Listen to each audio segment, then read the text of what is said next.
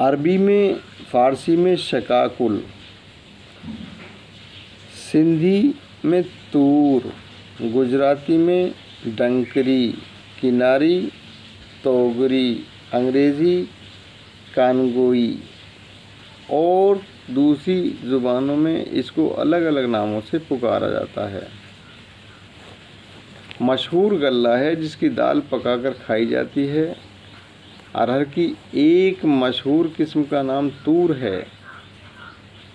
اس کا دانہ ارہر کے دانے سے چھوٹا ہوتا ہے۔ مزاج گرم خشک، بقول بعض سرد خشک۔ نفاق اور قابض ہے۔ ارہر زیادہ تر بطور غذا مستعمل ہے، یعنی کھانے کے استعمال میں آتی ہے۔ اس کی دال پکا کر کھاتے ہیں۔ اس سے غذائیت کم حاصل ہوتی ہے، دیر میں ہضم ہوتی ہے، نفق اور تبخیر پیدا کرتی ہے۔ بعض اتباع ارہر کی پھلیوں کا پانی نچوڑ کر چیچک کے دانوں پر لگاتے ہیں اور زہر افیون کو دفع کرنے کے لیے بھی پلاتے ہیں۔ بعض لوگ دار ارہر کو پانی میں پیس کر دن میں 2 مرتبہ بالخورے پر ضماد کرتے ہیں۔ دوسرے روز بالخورے کو کھجا کر سرسوں کا تیل لگا کر دھوپ میں بیٹھتے ہیں۔ اس طرح 2-3 مرتبہ یہ عمل کرنے سے بالخورہ زائل ہو جاتا ہے اور بال نکل آتے ہیں۔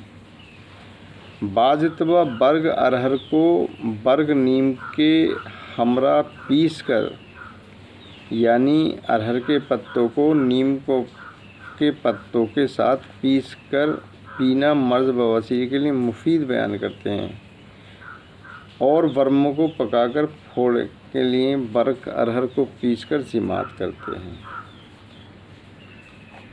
ورموں کو اور پھوڑوں کو اسے استعمال کیا جاتا ہے۔